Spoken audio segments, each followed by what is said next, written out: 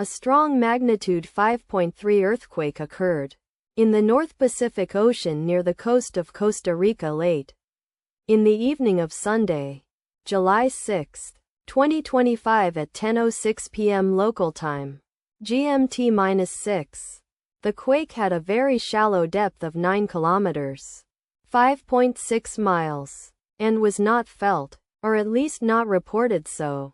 First to report, RSN after 8 minutes. The earthquake occurred 50 weeks after a magnitude 5.6 earthquake had hit on Monday, July 22, 2024, at 3:17 p.m. local time, America, Panama GMT-5, in 78 kilometers, 48 miles, distance to the southeast. Data source from Volcano Discovery. Did you feel it? Let us pray. May the earthquake that occurred not affect our brothers and sisters there.